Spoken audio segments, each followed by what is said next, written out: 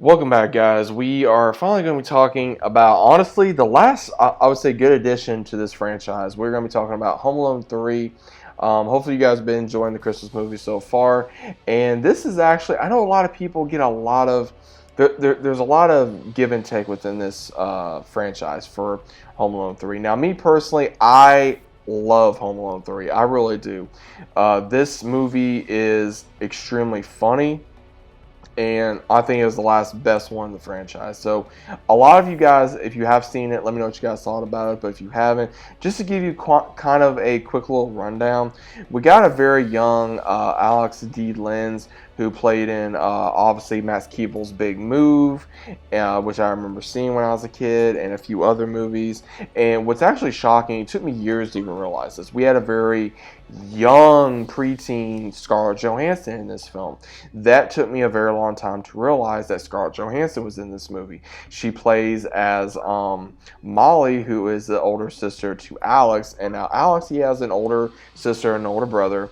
He is shoveling snow for his neighbors, trying to earn money, and he unfortunately gets the chicken pox around Christmas, and he has to stay home from school, and his mom's got to try to take care of him. But between his mom being very busy with her job and his dad being very busy with his, it takes up a lot of their time to take care of him, and he has no choice but to pretty much stay home by himself and only use the older neighbor, who's very grumpy, to look after him if he really needs somebody while his older siblings is in school. Now, we get these pair of spies, and this is what makes the movie so funny.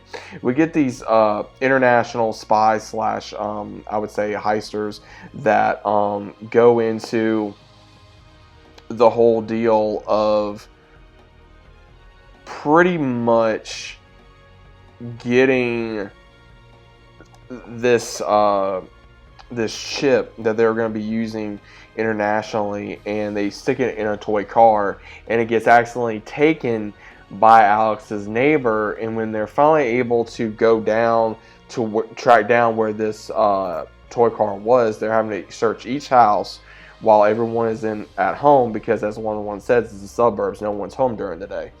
And so they go into each house, and then Alex continues to call the police. He sees what's happening, like someone's dog being walked that's not theirs, one's being in the house. He continues to call the cops. They're not doing anything. They're thinking it's false alarms. So he takes it upon himself to not only capture them, but also show, like, hey, I'm not making this up. This is what's actually going on. And he takes it upon himself to do this, and they finally figure out that it is Alex that has the toy car.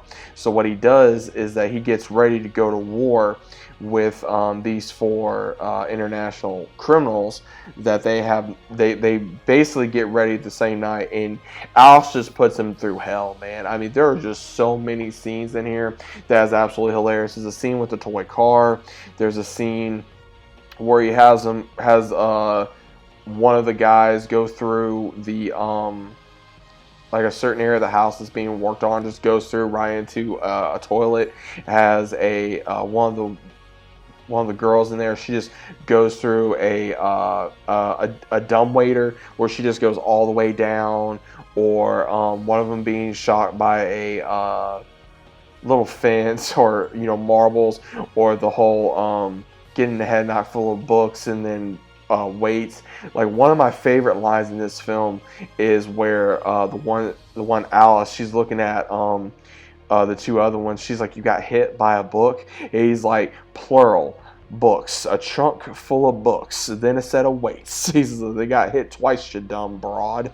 Like, it's just the performance in here is what makes it so damn funny, to where you have this little boy that does not know nothing. Same how it was with Kevin McAllister, and he ups it so much in this film to where you can't help but just laugh, and I mean laugh so hard to where you're in tears from crying so much because it's so funny.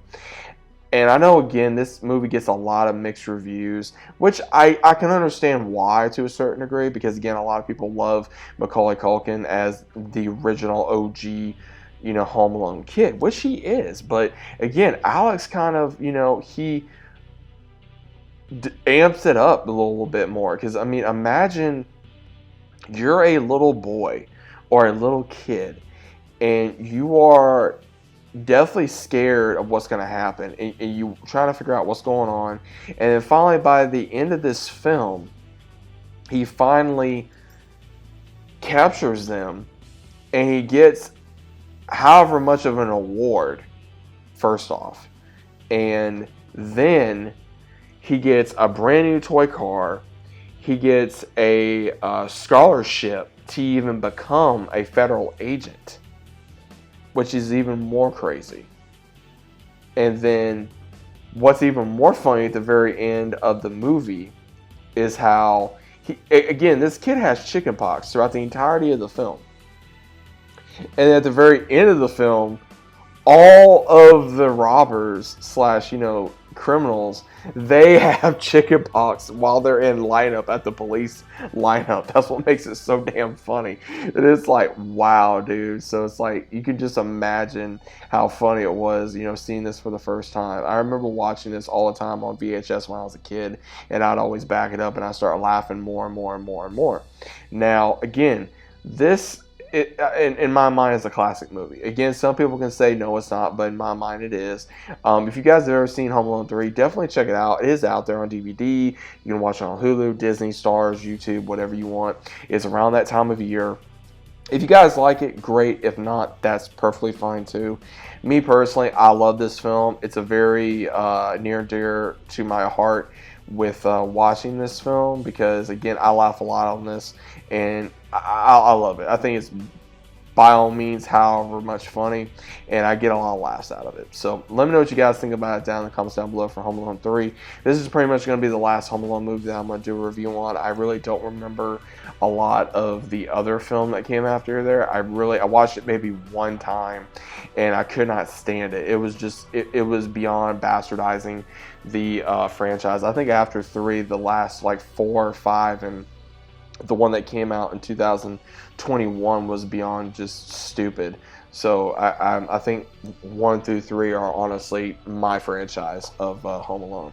So let me know what you guys think about it down in the comments. Hope you guys are enjoying your day. Let me know if you guys are enjoying these Christmas reviews, and I'll see you as always on the next one.